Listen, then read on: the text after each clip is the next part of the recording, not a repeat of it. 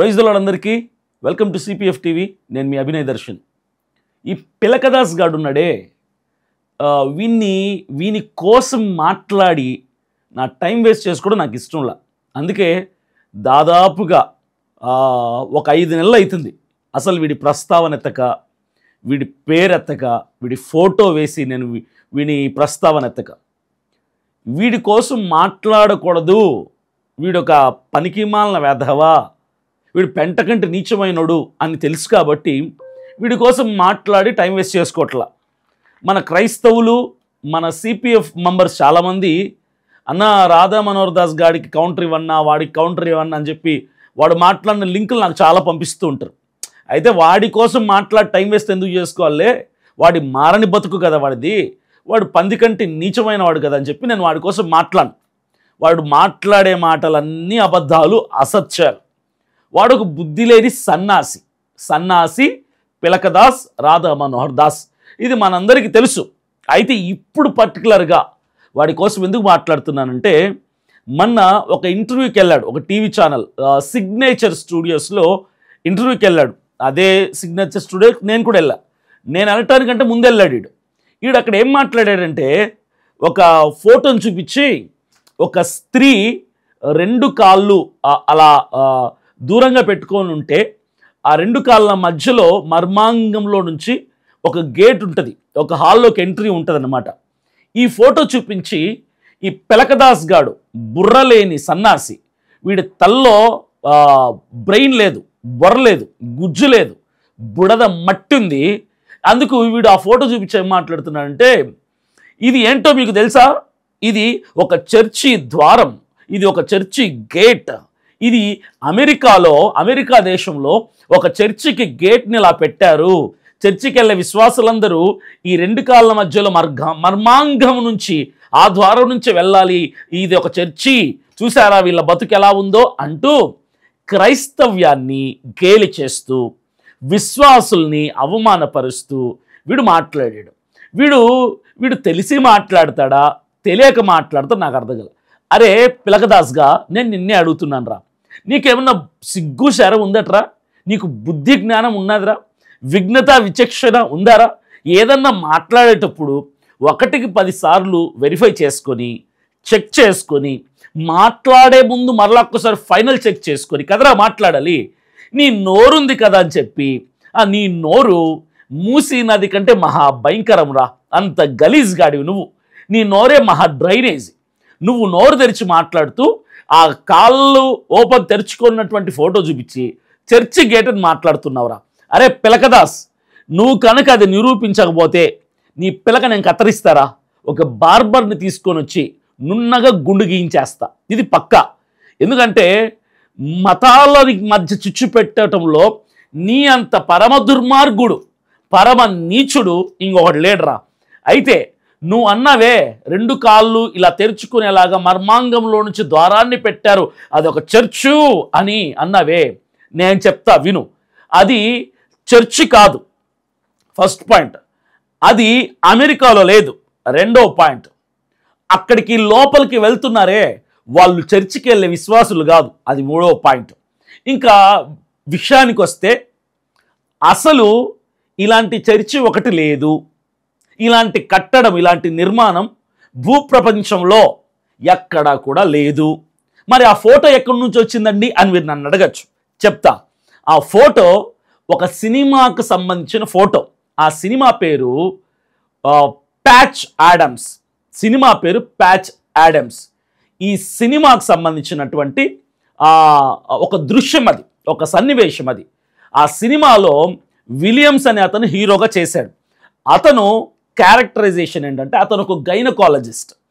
ఆ patch Adams అనే సినిమాలో ఆ హీరో ఒక గైనకాలజిస్ట్.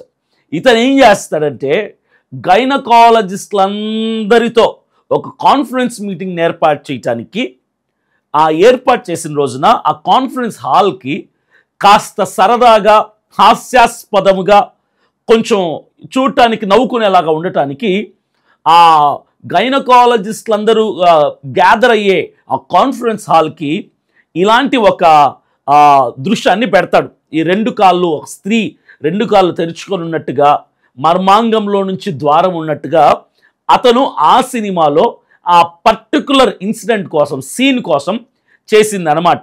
అయితే అందులో నుంచి వెళ్ళే వాళ్ళందరూ కూడా, ఆ ద్వారం గుండా వెళ్ళే వాళ్ళందరూ విశ్వాసులు కాదురా వెధవా, అరగుండు వెధవా, వాళ్ళందరూ గైనకాలజిస్ట్ డాక్టర్లు, వాళ్ళందరూ గైనకాలజిస్ట్ డాక్టర్లు. నువ్వు దాన్ని చర్చి అనుకున్నావు, అది రియల్గా ఉంది అనుకున్నావు, అది అమెరికా దేశంలో అనుకున్నావు, అది ఒక సినిమా, అది ఒక సినిమాలో సన్నివేశం, అది ఇప్పుడు లేదు. సినిమా అయిపోగానే ఆ సన్నివేశం తర్వాత ఆర్ట్ డైరెక్టరు దాన్ని తీసేసి ఉంటాడు. ఆ ప్రాపర్టీ అంటారు దాన్ని, ఆ ప్రాపర్టీని తీసేసి ఉంటారు.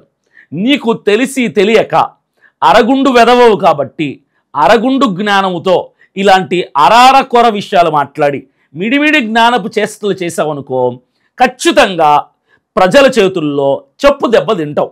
ఏదో సినిమా, పోనీ ఆ సినిమాలోనైనా అతను పాస్టరా, హీరో కాదు, గైనకాలజిస్ట్ డాక్టర్. పోనీ ఆ సినిమాలోనేమైనా అది చర్చా కాదు, అది ఒక కాన్ఫరెన్స్ హాల్. పోనీ ఆ లోపలికి వెళ్ళే వాళ్ళు క్రైస్తవులా, విశ్వాసులా కాదు, వాళ్ళందరూ డాక్టర్లు.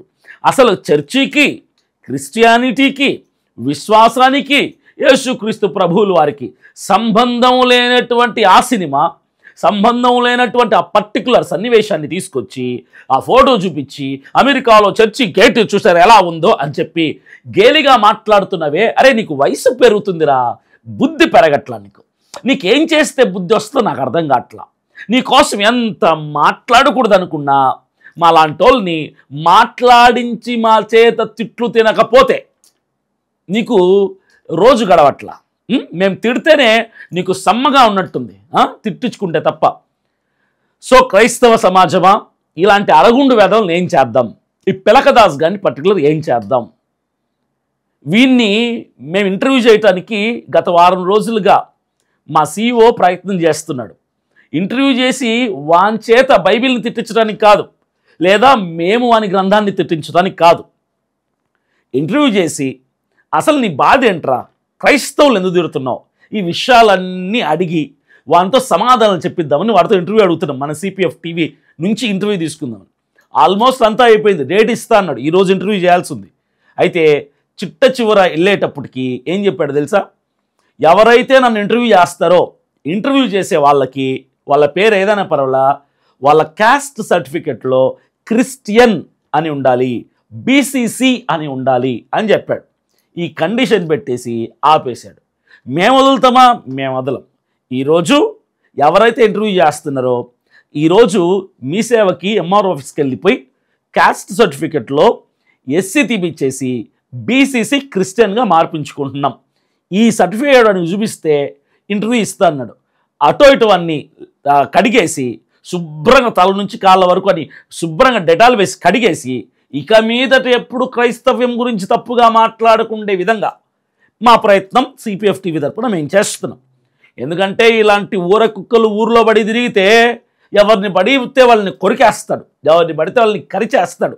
ఆ పిచ్చి ఇంకొకరికి అంటించే ప్రమాదం ఉంది. కాబట్టి ఇలాంటి గలీజ్ వైరస్ కానీ ఎంత తొందరగా వాని బతుకుని మారిస్తే సమాజానికి అంత మేలు. సో ఫైనల్గా నేను చెప్పేది ఏంటంటే, రాధాగా, అరే పిలకదాస్గా, అరే అరగుండు వేధవా, అరే డ్రైనేజీ మూసీ నది, నేను చెప్పేది ఏంటంటే అది చర్చి కాదురా బాబు, అది ఒక గైనకాలజిస్ట్ డాక్టర్లందరూ గ్యాదర్ అయ్యే కాన్ఫరెన్స్ హాలు. అది కూడా నిజంగా లేదు, అది సినిమా కోసం చేసినటువంటి టెంపరరీ కన్స్ట్రక్షన్ మాత్రమే. అది సినిమా అయిపోగానే కొట్టేశారు. ఆ సినిమా ఇప్పుడు వచ్చింది అనుకుంటున్నా, 1998లో వచ్చింది ఆ సినిమా. అప్పుడు నువ్వు చెడ్డీలు వేసుకుని తిరుగుతూ ఉంటావు కదా, అప్పుడు వచ్చిన సినిమా. నీకు తెలిసి తెలియకనో తెలిసి కూడానో ప్రజల్ని కన్ఫ్యూజ్ చేయటానికో దాన్ని చర్చ అని చెప్పేసి ఏదో సంబరపడిపోతున్నారు పిలకగా. పోనీ నీకంటే బుద్ధి లేదు, నేను ఇంటర్వ్యూ చేసిన వాళ్ళకైనా బుద్ధి ఉండాలి కదా, దాన్ని చూపించడానికి ప్రజల ముందుకు ఆ సన్నివేశం, నువ్వు మాట్లాడినటువంటి పర్టికులర్ ఇన్సిడెంట్ని, ఆ ప్రస్తావాన్ని ప్రజల ముందుకు తీసుకురావటానికి ఈ ఛానల్ వాళ్ళకైనా సెన్స్ ఉండాలి కదా. వాళ్ళు అలా తయారైపోతున్నారు. నువ్వు అలా అసలు నిన్ను ఇంటర్వ్యూలు చేసేటోళ్ళకి బుద్ధి లేదురా. ఫస్ట్ నీ దగ్గర సబ్జెక్ట్ ఉండదు, నీ దగ్గర జ్ఞానం ఉండదు, నీకు బుద్ధే ఉండదు. నిన్ను కూర్చోబెట్టి AC రూముల్లో నిన్ను ప్రశ్నలు అడుగుతారు చూడు, ఫస్ట్ తప్పు వాళ్ళదిరా, తప్పు వాళ్ళదే. ఖచ్చితంగా మా CPF TVకి నువ్వు ఇచ్చే ఇంటర్వ్యూతో అదే నీ లాస్ట్ ఇంటర్వ్యూరా, పక్క. ఇక నువ్వు ఏ ఇంటర్వ్యూలు ఇవ్వలేవు తర్వాత. ఓకేనా? Thank you.